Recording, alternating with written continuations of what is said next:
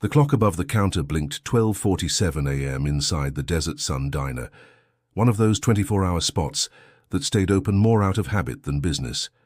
The air smelled of burnt coffee and fried bacon, and the hum of the old ceiling fan mixed with the faint sound of an old country song playing from the jukebox. Jasmine Lopez wiped the counter with slow, practiced motions, her eyes tired but focused. It had been another long night. A group of truckers had just left, leaving behind a few dollar bills and the echo of their laughter. Jasmine forced a smile as she gathered the plates, her reflection flickering on the stainless steel surface behind the counter. At 24, she carried herself with the calm of someone who had no other choice but to keep going. "Hey, Jazz, you heading out soon?" asked Rosa, her co-worker and closest friend, from the kitchen doorway. "Yeah," Jasmine said, hanging her apron on the hook. "Mateo's got school tomorrow, and I promised I'd be up to pack his lunch." Rosa smiled, shaking her head. "You never stop, girl," Jasmine shrugged lightly. "Someone's got to keep the world spinning." Outside, the parking lot glowed under the harsh neon sign. The air was cool for an Arizona night, a faint breeze carrying the scent of desert dust and motor oil. Jasmine stepped out, pulling her denim jacket tighter. Her old Honda Civic sat under the flickering light, the same one she'd driven since high school. She looked back through the diner's window. Rosa waved. Jasmine waved back and unlocked her car. As she slipped into the driver's seat, she took a moment to breathe. The silence pressed around her, the kind that comes right before something happens, though she didn't know that yet. She turned the key, the engine coughing before starting. The radio flicked on automatically, playing soft R&B. She smiled faintly, thinking about Mateo's laugh, about how he'd left his toy truck in the sink again that morning. She promised herself she'd wake him gently this time, not rush him like she always did. Jasmine pulled out of the lot and onto Van Buren Street, where the lights grew sparse and the night seemed to stretch forever. A lone car followed her for a few blocks, headlights reflecting in her rearview mirror. She frowned but shook it off. Phoenix was full of night drivers, shift workers, delivery trucks, people like her trying to make it through another day. She reached down to adjust the radio, and when she looked back up, the headlights were gone. A strange calm settled over her as she drove beneath the overpass, where the hum of the freeway above drowned out the world. By morning, her Honda Civic would be found parked outside a gas station 3 miles away. Engine off, keys still in the ignition. Jasmine Lopez was gone. Before we uncover what really happened that night, make sure to subscribe and stay with us, because this story will take you deep into a truth Phoenix has kept buried for years.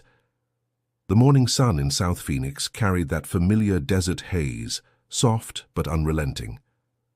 A line of palm trees stood motionless under the pale sky, and the world seemed to move slower here, especially on the narrow streets where Jasmine Lopez used to live. Her small beige apartment sat behind a convenience store, the kind of place people passed without noticing. But inside those thin walls was where Jasmine's world existed, built from love, struggle, and quiet determination. Every morning before work, she'd rise before dawn. Mateo, her 6-year-old son, would still be half asleep, tangled in a blanket covered in cartoon rockets. She'd whisper, "Morning, mi corazon," and he'd mumble something about pancakes before hiding his face under the pillow. Jasmine would smile softly, brushing her hair into a messy bun as the old radio played Spanish news in the background. She worked long hours at the Desert Sun Diner, always on the night shift. During the day, she attended nursing classes at Phoenix College, carrying a notebook full of dreams. Rosa, her neighbor and co-worker, often teased her for never resting. "Girl, you're going to burn yourself out," she'd say, leaning against the balcony railing. "I'll rest when Mateo's got his own bed and a backyard," Jasmine would reply, half joking, half serious. Her mother lived 2 states away in New Mexico, too far to help with Mateo, but they talked every Sunday. Jasmine always downplayed her exhaustion. "We're good, Mama," she'd say. "I'm almost done with this semester. After that, I'll get a better job." Life in her neighborhood was ordinary but loud. Kids playing in the parking lot, the hum of air conditioners, dogs barking through the heat. It was the kind of place where everyone knew each other by name, and gossip traveled faster than the mail. Jasmine often joined Rosa for quick dinners after work. Sitting outside under the dim streetlight with takeout boxes of tacos, they'd talk about bills, men, and dreams that felt too far away to reach. Sometimes Rosa noticed the way Jasmine went quiet when the conversation turned to her past. "You ever talk to him anymore?" Rosa asked once, referring to Eric, Mateo's father. Jasmine shook her head, looking down at her cup. "No point. He's got his own life. We're fine without him." She said it firmly, but Rosa could see the shadow behind her words. Jasmine carried her independence like armor, beautiful, strong, but heavy. The days leading to her disappearance were unremarkable. She worked her shifts, attended her classes, picked up Mateo from Mrs. Hernandez's apartment downstairs. Nothing seemed off, but Rosa would later remember one strange detail. The night before Jasmine vanished, she mentioned feeling uneasy. "I think someone's been hanging around the diner lately," Jasmine said, her voice low. "Just a guy sitting in his truck, doesn't order anything, just watches." Rosa frowned. "You tell Carl about it?" "Not yet." "Probably nothing," Jasmine replied, brushing it off. But in hindsight, it would be the kind of nothing that changed everything.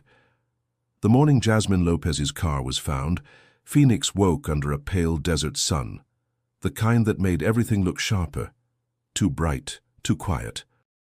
The white Honda Civic sat in the corner of a Circle K parking lot off 19th Avenue, engine cold, keys still dangling from the ignition. A police cruiser blocked the entrance while two officers stood near the driver's door, their radios crackling softly. Inside the car, everything seemed in place. Her purse on the passenger seat, phone missing, a cup of coffee spilled near the console. Detective Aaron Delgado arrived just before 8 a.m., the smell of gasoline heavy in the air. He leaned on the doorframe, scanning the interior. "No sign of struggle," he murmured to the responding officer. She didn't leave this car on her own. Back at Jasmine's apartment, Rosa was pacing. When the police knocked, she already knew something was wrong. "She never came home," Rosa said, clutching her phone. "She always texts me when she gets in, always." The officer asked when she last saw Jasmine. Rosa's voice cracked. "After work around 1, she waved. That's all." By noon, the missing person report was filed. Phoenix PD's Missing Persons Unit took the case immediately, aware of how critical the first 48 hours could be. Jasmine's mother drove overnight from Albuquerque, arriving the next morning, eyes red and swollen. She held Mateo close while reporters waited outside the station, their microphones ready for another headline. Detective Delgado's first move was to question Jasmine's co-workers at the Desert Sun diner. Rosa repeated everything she could remember. Jasmine's shift ended around 12:45. She was in good spirits, and no one followed her out. "She mentioned a guy sitting outside a few nights back," Rosa added. "Didn't think much of it. Maybe that's something." The other employees said the same thing. Jasmine had no enemies, no drama, just long hours and bigger dreams. One trucker told police he'd seen her serving coffee that night, laughing. "Sweet girl," he said. "Didn't deserve anything bad." Detectives pulled surveillance footage from nearby stores, scanning through hours of grainy images. At 1:02 a.m., Jasmine's car passed a traffic camera heading west on Van Buren. At 1:17, it appeared again, this time near the gas station where it was found. After that, nothing. No figure walking away, no second vehicle clearly visible, just darkness swallowing the road. Volunteers began to gather the following day, combing through desert edges near Glendale Avenue and Roosevelt. Flyers with Jasmine's photo, brown hair, kind smile, were taped to light poles and convenience store windows. Local news stations aired her story that evening. A young mother missing after her night shift. Police are asking anyone with information to come forward. Rosa refused to rest. "We're going to find her," she told the reporters, gripping Jasmine's picture. But as each hour passed, the hope that she'd simply walk through her door again began to fade. And by the end of that second day, Delgado sat in his car outside the station, staring at the file on the passenger seat. 2 days gone, no solid leads. In his gut, he knew. Something had gone terribly wrong. Weeks turned into months, and the buzz around Jasmine Lopez's disappearance began to fade. swallowed by the desert silence that Phoenix knew too well. The news stations moved on to fresher stories: politics, wildfires, another heatwave breaking records. For those who loved Jasmine, time didn't move forward. It just circled the same unanswered questions. Detective Aaron Delgado sat in his cluttered office at the precinct, the walls lined with case folders stacked like silent accusations. Jasmine's file sat near the bottom of the pile, marked with a single word on its side: pending. He'd reread it more times than he could count. The same reports, the same statements, nothing new. "Delgado," his supervisor called from the doorway, "you can't keep spinning your wheels on this one. We don't have the manpower." Delgado didn't look up. "She didn't just vanish into thin air," his boss sighed. "We all want closure, but unless new evidence comes in, the Lopez case goes inactive next month." When the door closed, Delgado leaned back in his chair, staring at the photo paper-clipped to the file. Jasmine smiling in her diner uniform, hair pulled back, tired but hopeful. He hated that photo. It looked too alive for a dead file. Across town, Rosa hadn't stopped fighting. Every week she printed new flyers, replacing the old sun-faded ones that peeled off utility poles. "Someone has to remember her," she'd tell the neighbors. "Because if we stop saying her name, she's gone for real." She sent letters to local news stations begging for follow-ups. Most never replied. Her small independent outlet finally ran a short article in a Sunday column: "Family still searching for missing Phoenix mother." It received a few comments online, mostly strangers offering prayers or cynicism. Rosa refused to accept silence. One afternoon, she met with a woman from a non-profit that helped families of the missing. The woman's advice was simple but heavy. You have to keep the pressure. They only listen when people are watching. So Rosa organized a candlelight vigil in front of the Desert Sun Diner, exactly 6 months after Jasmine vanished. Dozens showed up: co-workers, neighbors, classmates from nursing school, even a few customers who remembered her kindness. They lit candles, held photos, and prayed. A local pastor spoke softly: "We gather here not to mourn, but to remind this city that every soul deserves to be found." When the crowd thinned, Rosa stood alone under the diner's flickering sign. She whispered, "I'm not letting them forget you, Jazz." The night wind carried her voice away, somewhere beyond the city lights. Back at the precinct, Delgado was cleaning his desk when he caught sight of the vigil on the evening news. The reporter mentioned the case briefly, almost mechanically, but that brief moment on screen pulled something inside him. He reached for the file again, flipping through the same reports, but now one note stood out: a mention of a customer who was never formally interviewed. He frowned, pen tapping the edge of the paper. Maybe, he thought, the file wasn't as closed as everyone believed. By the time autumn arrived in Phoenix, the desert heat had cooled, but the ache in the Lopez home remained constant. Mateo, now 7, spoke less and less. He used to fill the apartment with stories about rockets and superheroes. Now he sat quietly at the kitchen table, pushing his cereal around until it turned soggy. His grandmother, Eleanor, watched from across the counter, heartbroken by his silence. "Mateo, do you want to go to the park today?" she asked softly. He shrugged. "Mom used to take me there." Elena forced a smile. "I know, mijo. Maybe we can go together." But she could see it, the emptiness behind his eyes. It wasn't the kind of sadness time could fix. It was the kind that rooted itself deep, where even children felt its weight. The apartment smelled faintly of jasmine soap, the same kind her daughter had always used. Elena kept Jasmine's room exactly as it was: bed made, uniform folded on the chair, Mateo's drawing still taped to the wall. Sometimes, late at night, she'd sit on the edge of that bed, whispering prayers in Spanish.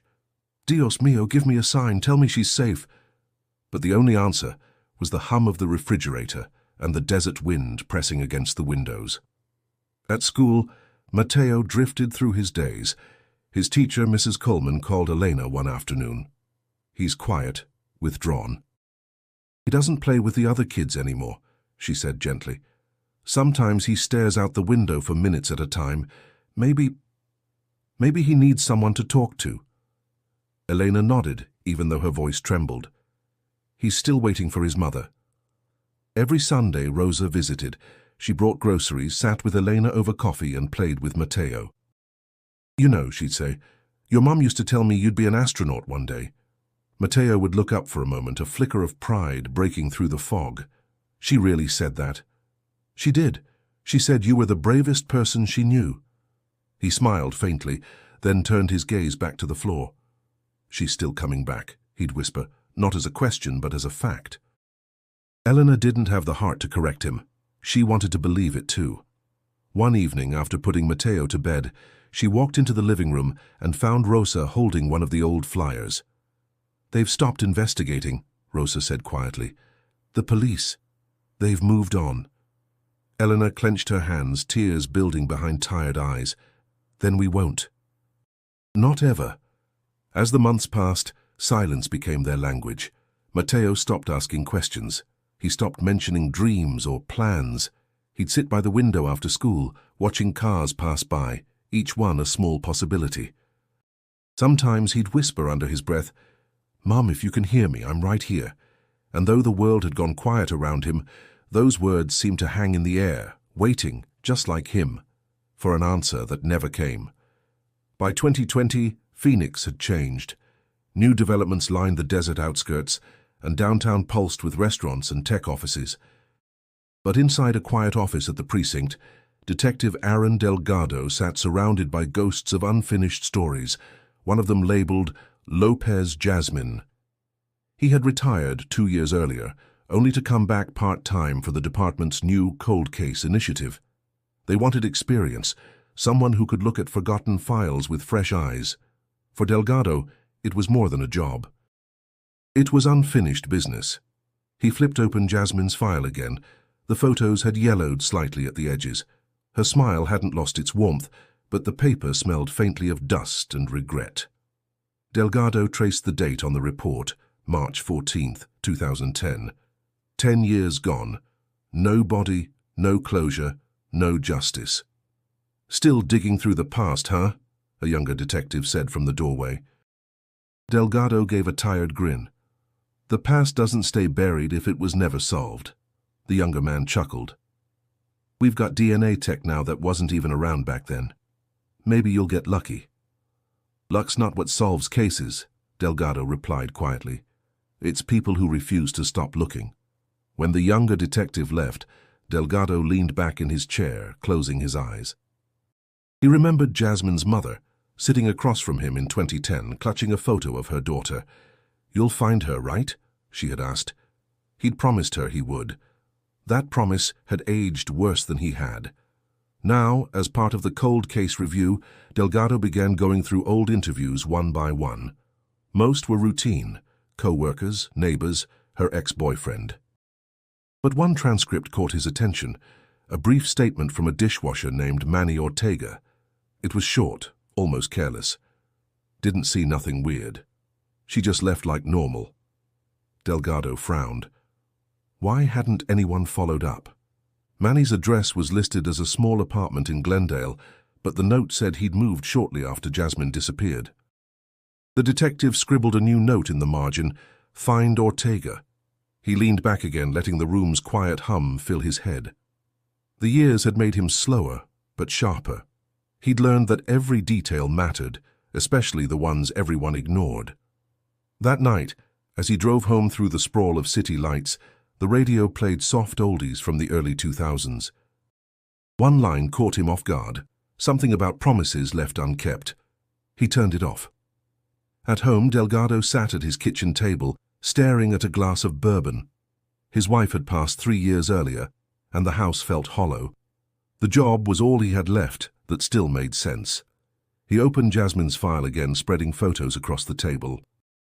A young woman full of life, a child left behind, a city that moved on. He whispered to himself, "We failed her." But then, almost as if answering his own words, he added, "Not this time." For the first time in years, Delgado felt something like purpose rising again. Somewhere out there, buried under a decade of silence, was the truth, and he wasn't leaving it alone anymore. Detective Aaron Delgado drove south on Interstate 10, the late afternoon sun bleeding across the horizon like fire on glass. His hands gripped the steering wheel loosely, the old habit of a man deep in thought. 10 years had passed since Jasmine Lopez vanished, but now a single name, Manny Ortega, was pulling him back into the case like a current he couldn't escape. He'd tracked Ortega down to Tucson after a week of phone calls and digital searches. The man had bounced through jobs, construction, warehouse work, a brief stint as a janitor at a motel. Nothing criminal, but something about his sudden move right after Jasmine disappeared never sat right. Delgado parked outside a small apartment complex with peeling paint and metal bars on the windows. When the door finally opened, a thin man with a shaved head and tired eyes stared back at him. "Detective Delgado," he said quietly, as if the name belonged to another lifetime. "You remember me," Delgado replied. "That makes this easier." Manny hesitated before stepping aside. The apartment smelled faintly of bleach and cigarette smoke. A ceiling fan turned lazily above. Delgado didn't waste time. "You worked at the Desert Sun Diner in 2010. You told us you saw nothing unusual that night. Is that still true?" Manny rubbed the back of his neck. "Man, it's been a long time. I didn't think anyone still cared about that case." "I care," Delgado said evenly, "and I think there's something you didn't tell us." For a long moment, only the sound of the fan filled the space. Manny exhaled, eyes lowering. "Yeah, maybe I didn't tell you everything." Delgado leaned forward slightly. "Go on." "I was closing the kitchen that night," Manny began. "Everyone else was gone, but I saw Jasmine talking to someone outside through the window, some guy standing by her car. I figured it was her boyfriend or something. Didn't think it mattered. What did he look like? White guy, maybe late 30s back then, ball cap, big arms, like he worked with his hands. I remember thinking he didn't look like someone she'd hang out with." "Did you recognize him?" Manny shook his head. "Never saw him before, but the weird thing, he was there earlier that week too, just sitting in a pickup parked by the diner. No food, no coffee, just sitting." Delgado's pulse quickened. "Why didn't you report that?" Manny looked up, guilt thick in his voice. "Because nobody asked. And when they came around later, I just wanted it all to go away. Jasmine was gone and I didn't want to get dragged into it." Delgado studied him, silent for a moment. "You just did," he said quietly. As he left the apartment, the Tucson night stretched before him, warm and wide. Delgado sat in his car for a moment, replaying every word. A man outside the diner. A pickup truck. A face never identified. For 10 years, that detail had been sitting there, buried under neglect and paperwork.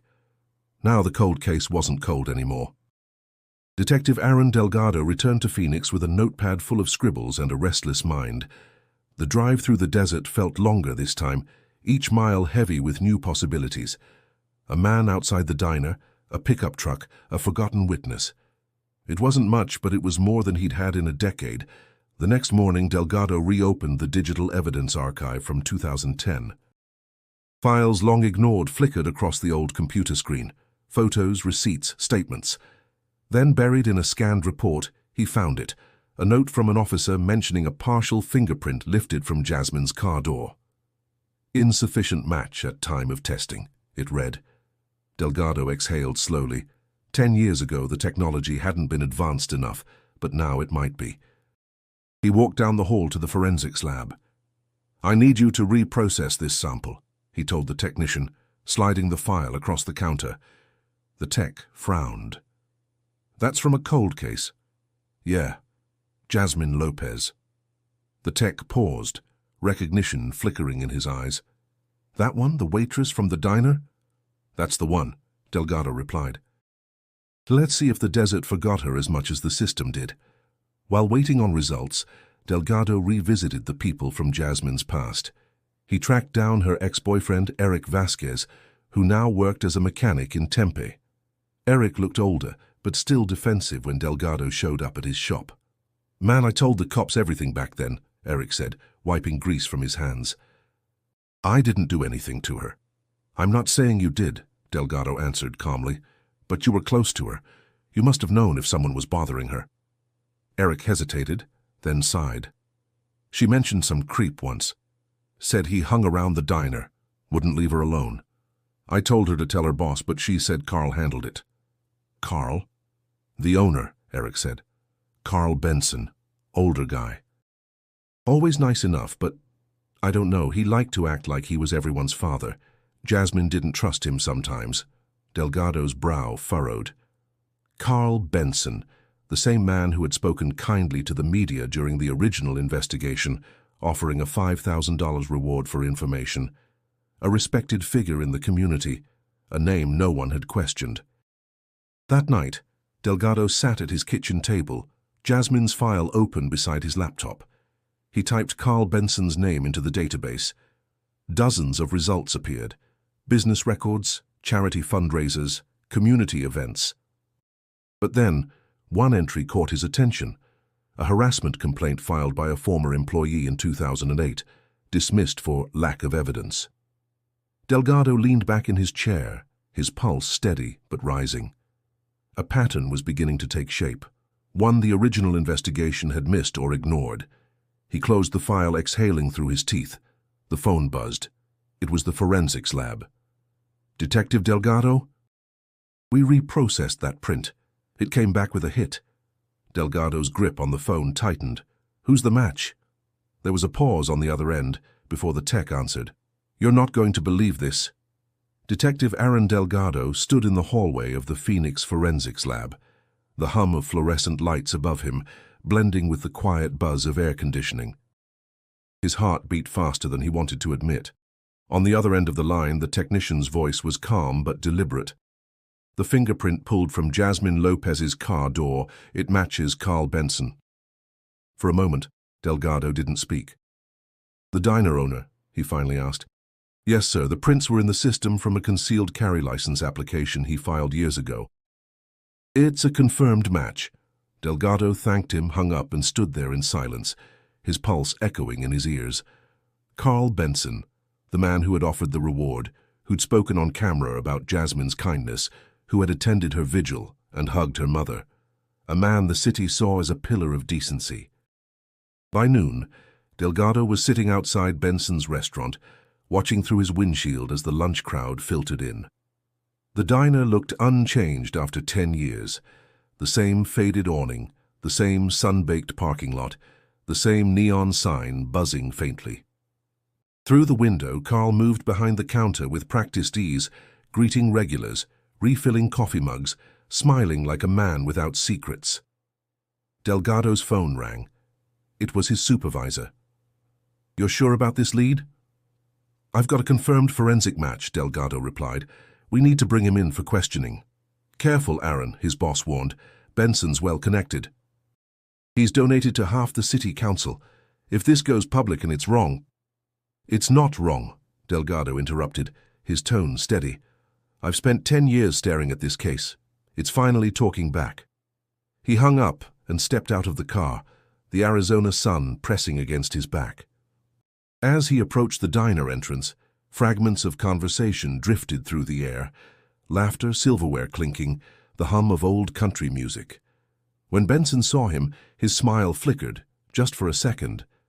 Detective Delgado, Carl said, wiping his hands on a towel. It's been a long time. To what do I owe the pleasure? Just following up on an old case, Delgado replied. Mind if we talk somewhere private? Benson hesitated, then motioned toward his office in the back. Inside, the air smelled faintly of coffee and grease. Delgado closed the door behind them. I'm reopening the Jasmine Lopez investigation, he began. Some new evidence came up. Carl leaned back in his chair, his expression unreadable. After all these years? I thought the department gave up. Some things shouldn't be given up, Delgado said, like justice. Carl smiled thinly. Detective, I told you everything back then. I barely knew the girl. Delgado reached into his folder and slid a paper across the desk. Then maybe you can explain why your fingerprint was found on her car door. For the first time, Carl's composure cracked. His jaw tightened, and a flash of something, fear, anger, maybe both, crossed his face. Delgado watched him carefully. You want to tell me what really happened that night? Carl didn't answer. Outside, the neon sign flickered again, humming against the heat, as if it too was holding its breath. Detective Aaron Delgado sat in the precinct's interview room, the hum of the overhead light buzzing like a warning. Across the table, Carl Benson looked perfectly composed, blue button-down shirt, gold wedding band catching the light, the same polite smile he'd worn for years behind that diner counter. Only his eyes betrayed him, darting between Delgado and the door as if calculating exits. "You mind explaining how your fingerprint ended up on Jasmine Lopez's car door?" Delgado asked, voice even but sharp. Carl clasped his hands, the picture of patience. "Detective, I owned that diner. Everyone knew me. I helped my employees all the time. Maybe I leaned on her car one night while talking to her. That's not a crime." Delgado watched him carefully. "You said in your original statement you barely knew her. Now you're saying you talked often." Carl smiled, thin and strained. "I meant I didn't know her personally. She was a good worker, quiet, dependable. I helped everyone at that place. You can ask anyone." Delgado leaned back, crossing his arms. "I did, and a few said you liked to get too close. One waitress quit after she said you cornered her in the kitchen." Carl's eyes narrowed. "Unfounded accusations. People love to gossip, especially when a man's successful. You know how it is." The detective didn't respond. He opened a file and slid a document across the table. "You had a harassment complaint filed against you in 2008 by another employee, dismissed for lack of evidence." "Ring a bell?" Carl's composure cracked slightly. "That was over a misunderstanding. My wife and I went through hell because of that nonsense." "Your wife still with you?" Delgado asked, his tone deceptively casual. Carl hesitated. "She's visiting her sister in Flagstaff." Delgado nodded slowly. "You see, Carl, I've been doing this a long time. And I've learned something. People who build perfect reputations usually have the most to hide." Carl's jaw tightened. "Are we done here? Because unless you're arresting me, I have a business to run." "Not yet," Delgado said quietly. "But I will need you to come in tomorrow for a formal statement." Carl rose from the chair, straightened his sleeves, and offered a faint smile. "You're chasing ghosts, Detective. It's been 10 years. Maybe you should let the dead rest." When the door shut behind him, Delgado exhaled slowly. He knew that tone, the confidence of a man used to being untouchable. He'd heard it before, from priests, CEOs, politicians. And every time the same truth followed. Arrogance was just fear wearing a suit. Later that evening, Delgado drove to South Phoenix, parking near the diner after closing hours. He sat in his car, watching the darkened windows, replaying Carl's words. You should let the dead rest. But Jasmine Lopez wasn't resting. She was waiting. Somewhere between the hum of the neon sign and the quiet rustle of the desert wind, Delgado felt it, a shift, subtle but certain. Carl Benson had just made his first mistake, and this time, Delgado wasn't going to let it disappear into the shadows. By the next morning, the story had broken. A local news station ran the headline first. Cold case reopened. Local business owner questioned in 2010 disappearance. Within hours, it spread across Phoenix. The name Carl Benson, once spoken with respect, now carried weight like a curse. Outside the Desert Sun Diner, reporters gathered near the entrance, microphones pointed at the locked door. Customers who had eaten there for years stood on the sidewalk, whispering in disbelief. "Carl, no way," one man said. "He's been serving pancakes and charity breakfasts for decades." Another woman shook her head. "I used to bring my kids here. He always gave them free pie. He just couldn't." But for others, especially women who had worked under him, the reaction was different. "We all knew something was off," one former waitress told a journalist. "He liked control, always touching your shoulder, always watching." Her voice trembled, but her eyes burned with quiet vindication. "And maybe now people will finally believe us." Detective Aaron Delgado watched the coverage from his office, a mix of satisfaction and unease stirring in his chest. Public exposure could push Benson into a mistake, but it could also drive him underground. He picked up his phone and called Rosa. "I didn't want you to hear it on TV," Delgado said. "We've got new evidence." "It points to Carl Benson." For a moment, silence filled the line. Then Rosa's voice came soft but steady. "Carl, from the diner." "Yes." "I knew it," she whispered. "Jasmine told me once she didn't trust him. Said he gave her this feeling, like she was being tested." Delgado nodded even though she couldn't see him. "We're going to get answers this time." Rosa exhaled shakily. "Just promise me one thing, Detective. Don't let him slip away again." "I won't." That evening, the Phoenix community gathered outside the diner, candles flickering against the warm desert breeze. They held up old flyers of Jasmine Lopez, now creased and yellowing, as if the paper itself carried the memory of her face. Her mother stood beside Rosa, tears streaming silently. She didn't speak. She didn't need to. The crowd's presence said everything. Their city had finally remembered her daughter. Across town, Mateo, now 16, watched the news from the living room. His grandmother sat beside him, wringing her hands. The reporter spoke Jasmine's name with reverence, showing her picture again. Mateo stared at the screen, the image of his mother smiling in her diner uniform. "She's all over the news again," he said quietly. "They're saying someone might finally pay for what happened." Eleanor nodded, her voice fragile. "Your mother's light never went out, Mateo. It just took the world a long time to see it again." At that same moment, Carl Benson's house sat dark and still, his car missing from the driveway. Delgado's phone buzzed with a message from patrol. "Subject not at residence. Neighbors say he left an hour ago. No destination given." Delgado's gut twisted. The storm had broken, and Carl Benson was already on the move. Carl Benson sat in the interrogation room, his hands folded neatly on the table. He looked calm, collected, like a man who believed he could still talk his way out of anything. Detective Aaron Delgado sat across from him, silent, letting the seconds stretch. The hum of the air conditioner filled the space between them. "You've got a lot of people talking about you, Carl," Delgado said finally. "Your employees, your customers, your wife." Carl's mouth twitched slightly. "My wife has nothing to do with this." "Maybe not," Delgado replied, "but you do." "The fingerprint on Jasmine Lopez's car door doesn't lie." Carl leaned back, forcing a slow exhale. "I told you before, there's an explanation. I helped her with her car once. She was having trouble with the door lock. That's probably when it happened." Delgado nodded slowly, pretending to consider it. That would make sense, if the print hadn't been lifted from the inside of the driver's door handle. Carl's jaw tightened. His composure faltered for the first time. "You don't know what you're talking about." Delgado leaned forward, his voice low. "I know you watched her after her shift. I know about the nights you sat in your truck outside the diner waiting. I know you followed her that night." Carl's breathing grew shallow, eyes darting to the mirror behind Delgado, knowing someone was watching. "You don't have proof." "We have enough," Delgado said. "Your fingerprint, witness statements, and Jasmine's diary. She wrote about you, how you made her uncomfortable, how you cornered her after closing, how she was planning to report you to the police."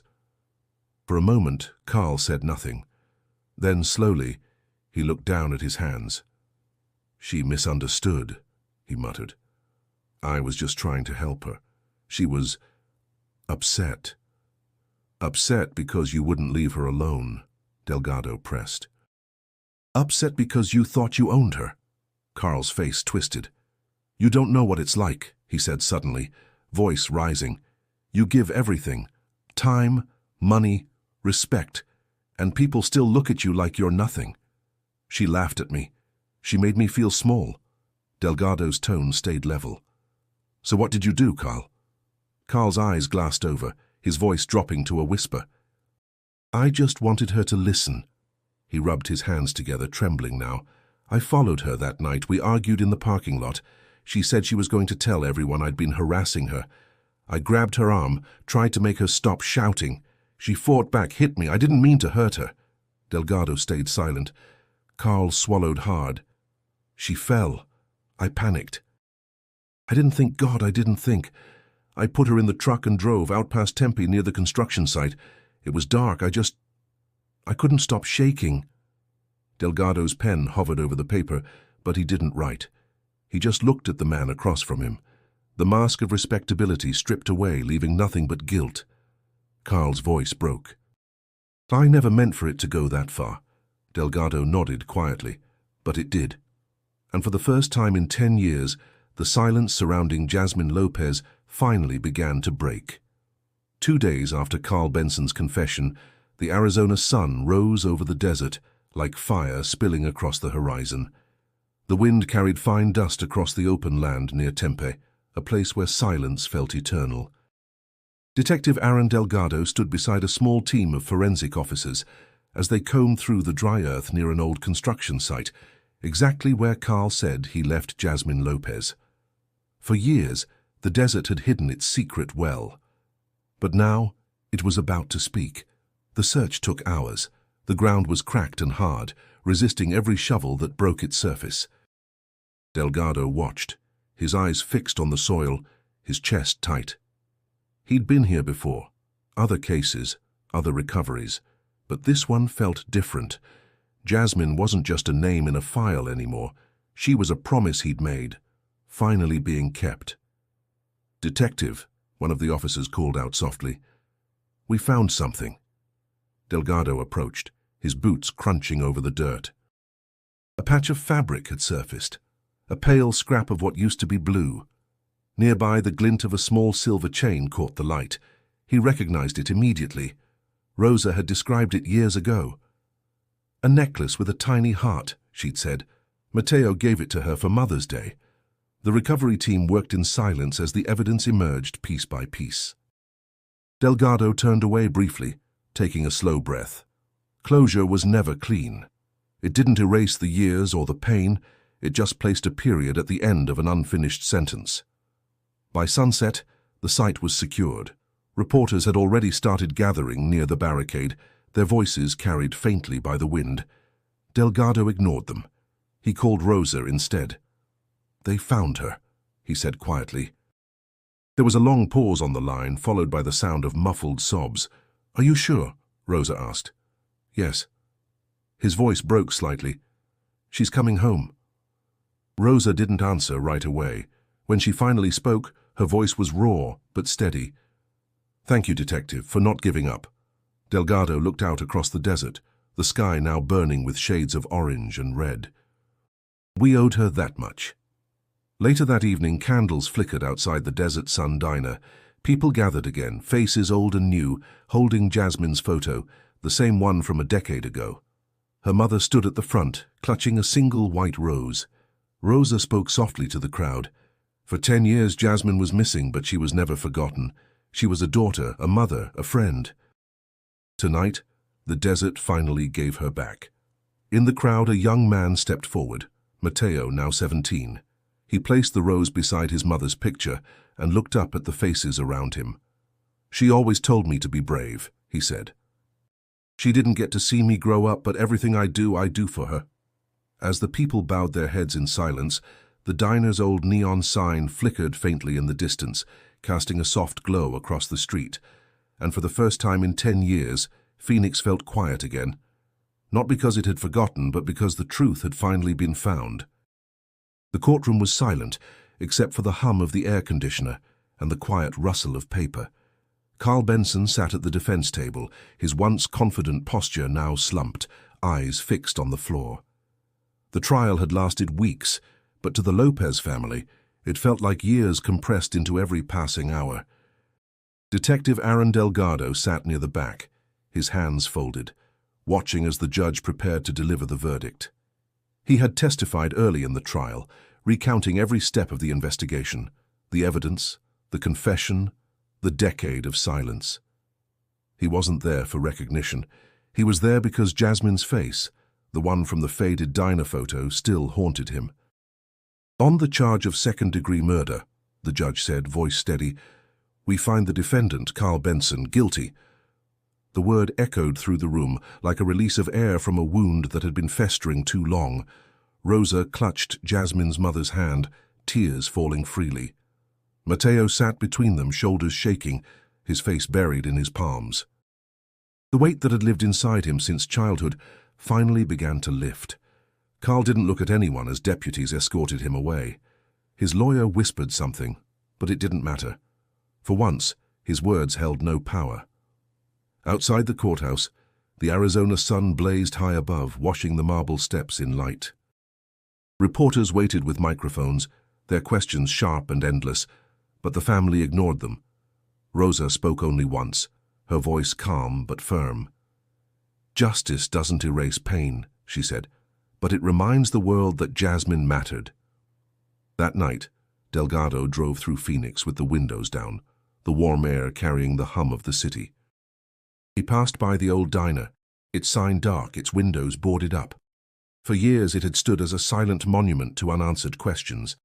Now it was just a building again, stripped of power. He parked for a moment, sitting quietly as the neon remnants flickered weakly in the distance. He thought about the promise he had made to Jasmine's mother, about the nights he'd sat alone in his kitchen, staring at her case file, wondering if he'd ever find the truth. Some part of him had feared this day would never come, but it had, and yet it didn't feel like victory. Justice rarely did. A few days later, he visited Jasmine's grave. The small cemetery was quiet, surrounded by desert shrubs and scattered flowers that had dried under the sun.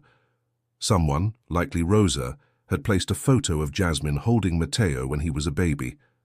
Delgado knelt, setting a single white lily beside it. "You can rest now," he whispered. "Your boy's going to be okay." Back in South Phoenix, life began to move forward.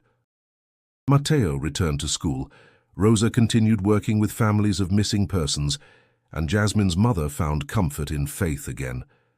The story that had once defined their pain was now a reminder of their strength. Justice had come, not to erase the past, but to give it meaning. And for the first time in 10 years, the city of Phoenix felt just a little bit lighter. A year had passed since the verdict, but for those who had lived through the shadow of Jasmine Lopez's disappearance, time moved differently now. The city of Phoenix had changed in small, quiet ways. Murals appeared on brick walls, vigils became memorials, and the once forgotten faces of missing women began to surface again in local conversations. On a warm spring evening, Rosa stood in the same parking lot where Jasmine had last been seen. The Desert Sun Diner was gone now, its walls torn down, replaced by a small community garden. Rows of flowers and succulents stretched where neon lights once flickered. At the entrance, a new sign read, "The Jasmine Foundation. Hope grows here." Children played near the fence while volunteers watered plants. Rosa smiled softly, remembering long nights filled with grief and anger that had finally transformed into purpose. She heard footsteps behind her and turned to see Mateo, taller now, his features sharper but his eyes still holding that same quiet depth. "Grandma says you come here every week," he said. Rosa nodded. "It helps me remember the good.